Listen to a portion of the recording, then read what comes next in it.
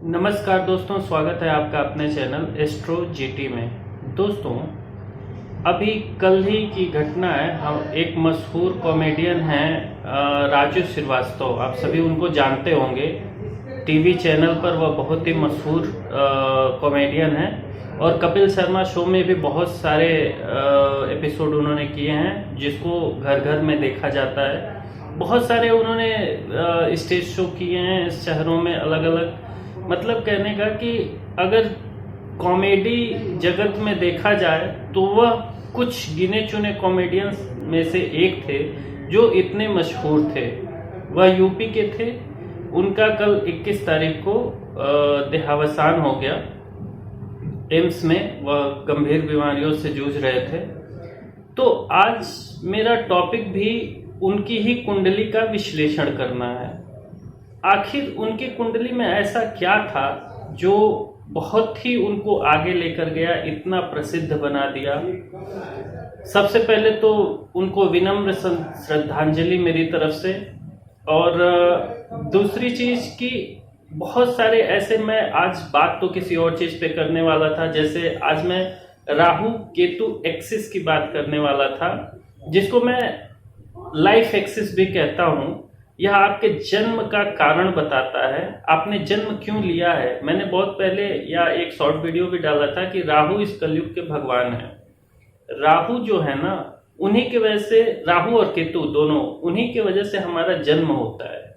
हम अगली लाइफ में या जन्म लेने का कारण ही जो होते हैं वो राहु और केतु होते हैं। और कैसे ये इतने पावरफुल प्लैनेट्स हैं तो ये एक आभासी प्लेनेट, मतलब एक पृथ्वी और सूर्य के चक्कर से जो कट होता है, जो उनके सर्किल का जो कट पॉइंट होता है, तो नॉर्थ नोड और साउथ नोड दोनों को राहु केतु कहते हैं सोलर सिस्टम में। ज्योतिष में एक स्वर भानु नाम के राक्षस थे। उस चलो राहु केतु पे जब हम बात करेंगे तब मैं इसमें डिटेल में आपसे बात करूंगा कि कैसे ये सभी ग्रहों पर इतने भारी ग्रह हैं ये दोनों ग्रह कि आप इमेजिन नहीं कर सकते। किसी भी कुंडली में राहु केतु अगर बली हैं या ना भी बली हो, तो राहु केतु अगर खराब है तो बहुत खराब करेंगे, बली हैं बहुत अच्छा करेंगे। क्यों? क्योंकि ये सभी ग्रहों पे भारी हैं। या ये कोई भी ग्रह इनके साथ बैठा दो, या किसी भी ग्रह के साथ बैठे उनको डोमिनेट कर देंगे। सूर्य जो ग्रहों के राजा हैं उनको भी ग्रहण लगा देते हैं। चंद्रमा, उनको भी ग्रहण लगा देते हैं। ये जो दो ज्योतिष के मुख्य स्तंभ कहे जाते हैं, सूर्य और चंद्रमा, जिन पे पूरी ज्योतिष आधारित है, उनको भी ये ग्रहण लगा देते हैं। कितने मजबूत है ये, यह सोचिए। तो कहने का मतलब कि राहु केतु कैसे किसी आदमी को इतना ऊंचाई दे सकते हैं। बहुत ज्योतिषी काल सर्प योग की बातें करते हैं, कहाँ से आया भगवान जाने। हम जब काल सर्प योग की बात करेंगे तब मैं बताऊंगा कि कितना बड़ा एक मिथ है, कितनी बड़ी एक भ्रांति फैलाई गई है समाज में, पता नहीं क्यों, शायद डराने के लिए या जो भी है, मुझे नहीं पता है। कैसे इनके कुंडली में काल सर्प योग होने के बाद भी इतना इन्होंने ऊंचाई प्राप्त किया। देखो, काल सर्प योग कभी नुकसान, चलो मैं इस पे अभी नहीं बात करता हूँ, क्योंकि काल सर्प योग जो है ना, एक अलग ही अपने आप में टॉपिक है, बहुत बृहद है। मैं थोड़ा सा बता दूंगा, आप लोग कंफ्यूज कर जाओगे। इसको अपने आप में डिस्कस करना बड़ा इंपॉर्टेंट है। बहरहाल आज का मेरा विषय है कि इनकी कुंडली देखी जाए और आखिर देखा जाए कि ये क्यों इतने आगे प्रसिद्ध हुए, कैसे ये आगे बढ़े इतना। कॉमेडी ही क्यों इन्होंने चुना, है ना। सोशल मीडिया से ही क्यों ये सबके जानने में आए, इनकी जो प्रसिद्धि मिली वह सोशल मीडिया से ही मिली। यह सब उनकी कुंडली एनालिसिस से हम निकालेंगे और बारीकी से उनकी कुंडली का एनालिसिस करेंगे। तो जो बिगिनर्स हैं उनको थोड़ा अच्छे से समझ में आएगा, जो मॉडरेट लेवल है उनको और अच्छे से समझ में आएगा, लेकिन जिनको कुछ भी नहीं पता है ज्योतिष के बारे में उनको भी बड़े अच्छे से समझ में आएगा। ये मेरा वीडियो अंत तक देखिए और देखिए कि कुंडली एक्चुअली देखते कैसे हैं। बहुत ज़्यादा डिटेल में आप एक वीडियो में नहीं सीख पाएंगे। मेरे सारे वीडियो लगातार आप देखते रहिए और ऐसे ही देखते रहिए। आगे जैसे जैसे हमारे साथ आप आगे बढ़ेंगे, मैं इतना तो वादा करता हूं कि आप अपनी कुंडली का एनालिसिस जरूर कर लेंगे। मेरा पर्पज ही यही है कि मैं आप लोगों को एक बेसिक लेवल तक सिखाने में कोशिश करूं, क्योंकि सीख तो मैं खुद रहा हूं। तो मैं यह तो नहीं कह सकता कि मैं मास्टर हूं, मैं बहुत अच्छा सिखा दूंगा, बट मैं कोशिश कर रहा हूं, क्या पता मेरे जितना आपको भी एटलीस्ट आ जाए। ठीक है, तो ज्यादा टाइम वेस्ट नहीं करते हुए चलते हैं उनके कुंडली एनालिसिस पे। देखिए दोस्तों, यह कुंडली जो है, मैंने लग्न कुंडली यहाँ दिया हुआ है, यह कुंडली राजू श्रीवास्तव जी की है। अब इस कुंडली, चूंकि मैंने लग्न कुंडली इसलिए दिया है क्योंकि आप लग्न कुंडली से ही उनके पूरे जीवन की चीज़ें देख सकते हैं यहाँ पर। अगर मेरे रूल थोड़े भी आपने सुने होंगे, ध्यान से समझे होंगे, तो यहाँ पर आपको नवांश में जाने की ही ज़रूरत नहीं पड़ेगी। बेसिकली जो मैं आपने अभी टाइटल में देखा होगा, जो मैंने लिखा है कि गज केसरी योग जीत गया और काल सर्प योग हार गया, तो बेसिकली वो लिखने का पर्पज़ यहाँ पर यही था। दो चीज़ें बतानी थी कि काल सर्प योग टाइप का कुछ एक तो होता नहीं है ना। राहु केतु जो एक्सिस होता है वहाँ पर जब या एक तरफ हो जाना या वहाँ पर ग्रहों का जमावड़ा हो जाने से क्या मिलता है, यही हमारा डिस्कशन था। और गज केसरी योग बनने से क्या बेनिफिट मिला, और ओवरऑल इस कुंडली में अलग अलग भाव की हम चर्चा कर लेंगे। तो यही पर्पज़ रहा है आज का। तो आइए शुरू करते हैं, देखते हैं इसमें। अब आप प्रथम भाव से देखिए। प्रथम भाव में इनके जुपिटर और मून हैं, मतलब बृहस्पति और चंद्रमा हैं। और जो प्रथम भाव में राशि पड़ी है वह मीन राशि पड़ी है। अब आपको पता है मीन राशि जो है एक जलीय राशि है, और चंद्रमा एक जलीय प्लेनेट है, जलीय ग्रह है। जुपिटर एक आकाश तत्व के मालिक ग्रह हैं। मतलब आकाश तत्व मतलब विशाल, बहुत बड़ा। आकाश कितना बड़ा है, आसमान का मतलब कितना बड़ा। तो जुपिटर कहीं पे भी जो बैठते हैं ना, वो एक्सपेंड करने का काम करते हैं, उस चीज़ों को बहुत ज़्यादा बढ़ा देने का काम करते हैं। ठीक है, अब यहाँ पर आप देखिए, जो लग्न में गज केसरी योग बनता है, गज केसरी योग बहुत ही महान राजयोगों में से एक है। गज केसरी योग यहाँ इनके लग्न में ही गज केसरी योग बन गया है। मैंने अभी पिछले वीडियोस में हंस महापुरुष राजयोग को अपडेट किया था, उसमें मैंने बताया था कि लग्न में अगर गुरु बैठ जाए अपनी ही राशि, अपने उच्च राशि में, तो वो हंस महापुरुष राजयोग बनाते हैं। यहाँ पर उससे बेटर जो रिजल्ट निकल के आता है वह गज केसरी योग का निकल के आता है, क्योंकि हंस महापुरुष में तो सिर्फ वही बनाते हैं अकेले बैठे हों।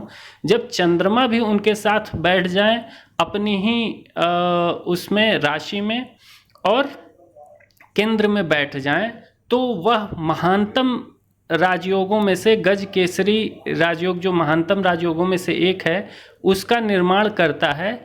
जब अपनी स्वराशि में कर रहा है तो और महान राजयोग हो गया। चलो सपोज करो कि ये अपनी राशि में नहीं होते, किसी शत्रु राशि में होते, किसी मित्र राशि में होते, तो थोड़ा सा यह जो राजयोग बनता है, चूँकि यह राजयोग चंद्रमा और जुपिटर के मिलने से बनता है अगर केंद्र में हो तो, लेकिन यह किसी और राशि में बनता तो वह उतना इफेक्टिव नहीं रह जाता, बशर्ते कि उनकी अपनी राशि जुपिटर की या उच्च राशि में बने। तो यहाँ पर उनकी अपनी जली राशि में अगर यही 9 नंबर की राशि उनकी मूल त्रिकोण राशि में बनती ना, तो ये और ज़्यादा बेनिफिशियल हो जाता है। इतना बेनिफिशियल हो जाता कि आपको मैं बता नहीं सकता था, क्योंकि अग्नि राशि में बनती उनकी बहुत कंफर्टेबल राशि होती है 9 नंबर की धनु राशि। लेकिन थोड़ा सा मतलब कहने का बस इतना ही मतलब है कि 100 से 99 यहाँ पर पॉइंट मिलेंगे। जहाँ उनको 100 मार्क्स मिलने चाहिए थे वहाँ 99 मिलेंगे, बस इतना ही है। राजयोग तो अपने आप में सर कोई भी हो, आप समझ ही रहे हो कि राजयोग का मतलब क्या हो जाता है।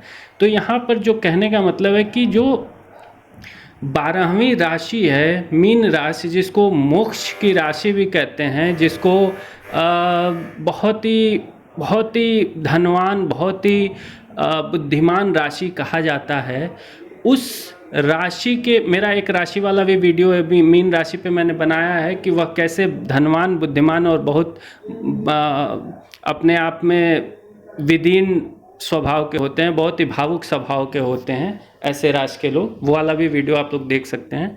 तो ऐसी राशि में गज केसरी योग इनके लग्न में ही बना हुआ है। यह अपने आप में इतनी बड़ी चीज़ है जो उनके व्यक्तित्व और उनके प्रतिभा और उनके ख्याति से आपको देखने को मिलती है कि कैसे उन्होंने अपने जीवन की शुरुआत की। शुरुआती दिनों में हल्का सा स्ट्रगल हुआ, वो स्ट्रगल अभी हम आते हैं क्यों हुआ, ठीक है। उसके बाद धीरे धीरे उनको ख्याति मिलनी शुरू हो गई। गज केसरी योग बहुत ज़्यादा पैसे देता है आपको, फाइनेंशियली वेरी स्ट्रॉन्ग, वेल्थ में और हेल्थ में भी बहुत अच्छा बनाता है ये।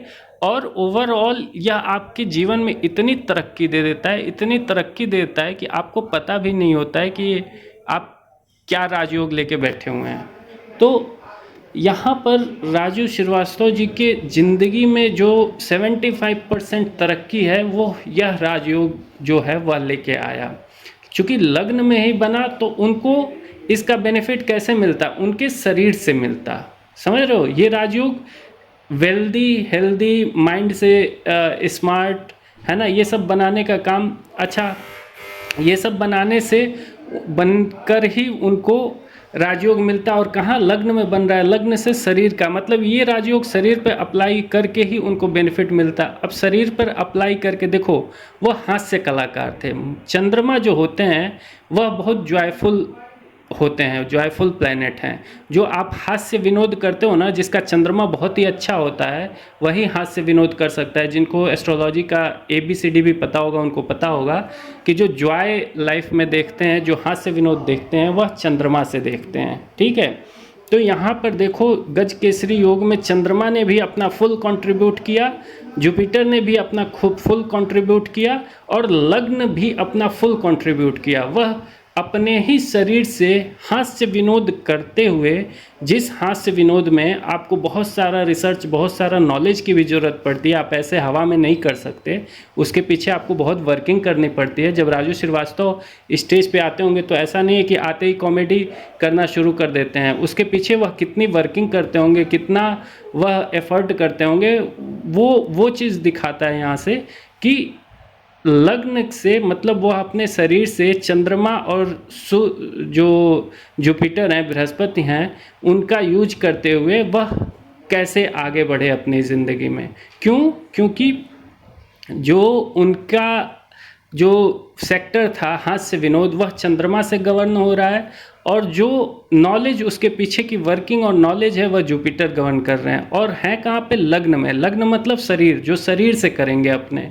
तो वह इस तरह से कॉमेडियन निकल के आए। अब देखो, सोशल लाइफ से वो बहुत ज़्यादा मतलब सोशल लाइफ कहने का मतलब कि वो सोशल मीडिया से ही बहुत ज़्यादा आगे बढ़े, है ना। वैसे अगर मैं यह कहूँ कि वह सोशल मीडिया के अलावा भी बहुत ज़्यादा स्टेज शो करने वाले कॉमेडियंस में से एक थे, तो यह बुरा नहीं है। तो वह जो पार्ट है जो वैसे स्टेज शो करते थे, वह तो जुपिटर अपना गजकेसरी योग बना के दे दिए। लेकिन जो सोशल मीडिया वाला केस था, जिसमें सोशल मीडिया से अलग अलग टीवी चैनलों से वो जो प्रसिद्धि उन्होंने पाई, उसके लिए आप देखिए 11वें भाव में सैटर्न और वेनस एक साथ बैठे हुए हैं, ठीक है। दूसरी चीज़ आप देखिए कि राहु चौथे भाव में उच्च के होके बैठे हैं। अब यहाँ पे बता दूं कि राहु को कुछ लोग उच्च के मानते हैं वृषभ में, और कुछ ऋषि मुनि उनको उच्च के मानते हैं मिथुन में। तो हम दोनों को ही लेके चलते हैं। तो मान लो कि जो ऋषि मुनि, देखो हम लोग को तो इतना नॉलेज नहीं है कि हम इस पे अपने राय बना पाएँ, लेकिन जहाँ तक कुंडली में लगा कर देखा जाता है उस पे हम अपना प्रोस्पेक्ट रख सकते हैं। लेकिन अभी हम ऋषि मुनियों के ही लिटरेचर को बेस लेके चलें, तो जो लोग भी राहु को मिथुन में उच्च के मानते हैं, अगर ऐसा उनको सही माना जाए, तो इस कुंडली में राहु उच्च के होके बैठे हैं, ठीक है। तो अगर राहु उच्च के होके बैठे हैं और वह चौथे भाव में सुख भाव में होकर बैठे हैं, तो आप अंदाज़ा लगाइए जो सोशल मीडिया के कारक ग्रह हैं राहु, सैटर्न। अब सैटर्न को देखिए, यहाँ पे जो शनि हैं वह 11वें भाव में अपनी ही राशि में इतने बलवान, मकर राशि में इतने बलवान होकर बैठे हैं। हालांकि वह मकर राशि से कुंभ राशि में ज़्यादा कंफर्टेबल होते हैं, लेकिन चूंकि यहाँ पर मकर राशि उनके 11वें भाव में, और 11वां भाव ऐसा है दोस्तों, मैंने कई बार आपको वीडियो में बताया है कि इस भाव में कोई भी ग्रह बैठ जाए वह आपको अच्छा ही फल देगा, और अगर क्रूर ग्रह इसमें बैठ जाए तब तो माशाअल्लाह कहना ही क्या है कि आपको कैसा फल देगा। तो सोशल लाइफ से रिलेटेड जो ग्रह हैं, जो सोशल मीडिया से आपको अचीवमेंट दे सकते हैं, वह दोनों ग्रह, जो तीनों ग्रह हैं, वह आपके शुक्र जो सुख के भी कारक होते हैं वैसे नैसर्गिक रूप पे, ठीक है, और जो राहु जो अलग सोशल मीडिया से ख्याति के कारक हैं, और सैटर्न शनि, तीनों इतने कंफर्टेबल हो के बैठे हुए हैं तीनों, और इसमें राहु तो उच्च के होके बैठे हुए हैं, ठीक है। तो राहु उच्च के होने की वजह से, और राहु की जो दृष्टि पड़ रही है सीधी 7वीं दृष्टि, वो कर्म भाव पे पड़ रही है, मतलब कर्म जो होगा वह राहु के अकॉर्डिंग डाइवर्ट होगा। मैंने कई बार बताया कि राहु कलयुग के राजा हैं, राहु और केतु जितना बलवान और शुक्र जितना बलवान इस समय, इस जो कलयुग है उसमें कोई ग्रह नहीं है। तो राहु जो कि उच्च होके बैठ गए ऋषियों के अनुसार, और कर्म भाव पर 10वें भाव पर डायरेक्ट जो देख रहे हैं, जो उनका 7वां दृष्टि होता है, डायरेक्ट जो दृष्टि कह सकते हैं, वो है, वह उच्च की राहु की पड़ रही है, जो कि सोशल लाइफ के भी, सोशल लाइफ से, सोशल मीडिया से आपको ख्याति दिलाने वाले कारक हैं, और सुख भाव में बैठे हैं। तो देखिए कितना बढ़िया कॉम्बिनेशन बन के, और राहु इनको कैसे सोशल मीडिया में इतना ऊंचाई तक पहुंचा दिए। आप देखते देखते, आज से लगभग 10 साल पहले राजू श्रीवास्तव स्टेज शो करते थे, और विद इन 10 ईयर्स वह कहाँ से कहाँ मतलब 10-15 सालों में आप कह लीजिए कहाँ से कहाँ पहुंच गए, इसी सोशल मीडिया के थ्रू। सोशल मीडिया में आप कुछ भी ले लीजिए, मोबाइल ले लीजिए, टीवी चैनल ले लीजिए, सब सोशल मीडिया में ही आते हैं, ठीक है। अब देखिए यहाँ पर सूर्य जो बैठे हैं, सूर्य बैठे हैं 10म भाव में, और मरकरी भी 10म भाव में बैठे हैं, और मार्स भी 10म भाव में बैठे हैं, और केतु भी 10म भाव में बैठे हैं। 4 ग्रह जिस भाव में बैठ जाएं, उस भाव की बहुत ही ज़्यादा, अगर वह पॉजिटिव वे में जा रहे हैं ना, तो उस भाव की आप समझ नहीं सकते हैं कितनी वृद्धि कर देते हैं। यह क्या देते हैं आपको? एफर्ट। अब यह राशि पे डिपेंड करता है कि उस भाव में कौन सी राशि पड़ी है और कैसे ग्रह पड़े हैं। अब यहाँ पर देखिए अग्नि तत्व के 3 जो प्लैनेट हैं वह 10म भाव में पड़े हैं, और 10म भाव का जो तत्व है, जो राशि है, वह धनु है। धनु किस तत्व की राशि होती है? अग्नि तत्व की राशि होती है, ठीक है। और ये चर स्थिर 2 स्वभाव में आप 1 नंबर से ही गिन लीजिए, चर स्थिर 2 स्वभाव, चर स्थिर 2 स्वभाव, चर स्थिर 2 स्वभाव, है ना। इस तरह से भी करके आप गिन सकते हैं कि यह कौन सा स्वभाव है इनका, ठीक है। तो अब यहाँ से आपको निकल के आ रहा है कि जो सूर्य हैं और जो मार्स हैं और जो केतु हैं, अग्नि तत्व के जो राशियां हैं, यह अग्नि तत्व के जो प्लैनेट्स हैं या अग्नि तत्व में बैठे, और कर्म, जहाँ पर कर्म अग्नि तत्व से रिलेटेड हो गया, समझो आप, मतलब सोने पे सुहागा का काम होता है।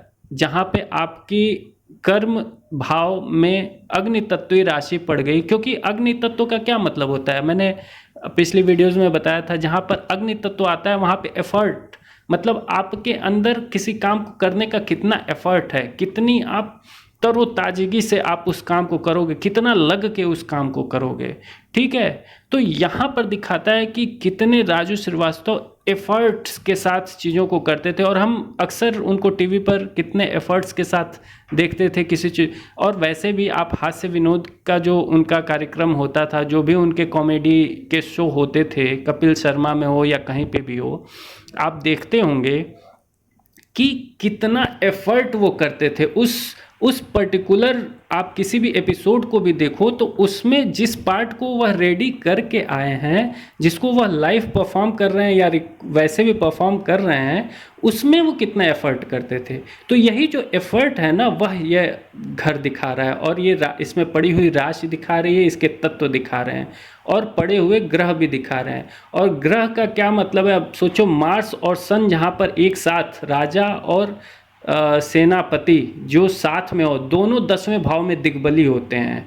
अब सोचो, यहाँ से देखो कि इनके 4-5 ग्रह नहीं, मुझे लगता है कि इनके लगभग ग्रह इतने गजब के प्लेसमेंट लिए हुए बैठे हैं, जहाँ पर सूर्य और मार्स जो है, मतलब कहने का कि सूर्य और आपके मंगल, वह दिग्बली होकर अग्नि तत्वीय राशि में 10वें भाव में बैठे हुए हैं। केतु अग्नि तत्वीय राशि दिग्बली होकर 10वें भाव में बैठी हुई है। अब देखो, वेनस और सैटर्न, सैटर्न के उसमें राशि में आपके 11वें भाव में बैठा हुआ है, जहाँ पर वो दोनों अच्छा परफॉर्म करेंगे। यहाँ पर यह तीनों अच्छा परफॉर्म करेंगे। जुपिटर और मून लग्न में गज केसरी योग बना रहे हैं, जहाँ पे वह एक्स्ट्रा ऑर्डिनरी देंगे। राहु उच्च के होके बैठे हैं, जो एक्स्ट्रा ऑर्डिनरी दे रहे हैं। मरकरी, अब यहाँ पर मरकरी की आप प्लेसमेंट देखिए। मरकरी की अगर हम बात करें तो मरकरी स्वतंत्र विचारों के मालिक होते हैं, और जब वह कर्म भाव में आ गए तो कर्म भाव से रिलेटेड वह स्वतंत्र विचार दे देंगे। अब उनका प्रोफेशन देखिए, उनका जो प्रोफेशन है वह कॉमेडी से रिलेटेड है। अब कॉमेडी में क्या आप चीज़ें इकट्ठा करेंगे तो पब्लिक को हंसी आएगी, यह एक स्वतंत्र विचार का विषय है। आपका अगर फ्री माइंड नहीं रहेगा, आप अपने हिसाब से आपको डिसाइड करना पड़ेगा कि क्या हम चुने कि पब्लिक है वो हंसना शुरू कर दे, है ना। तो यहाँ पर स्वतंत्र विचार और उस पर राहु की दृष्टि जो सोशल मीडिया के कारक हैं, है ना, तो उनकी दृष्टि, वह स्वतंत्र विचार सोशल मीडिया के थ्रू पब्लिक तक पहुँचा, जिस पे पब्लिक ने इतनी एप्रिसिएशन दी। कहने का मतलब यह है कि राहु केतु एक्सिस में 4 ग्रहों के जमावड़े से और बाकी ग्रहों के अच्छे प्लेसमेंट से उन्होंने अपनी ज़िंदगी में इतनी ख्याति प्राप्त की।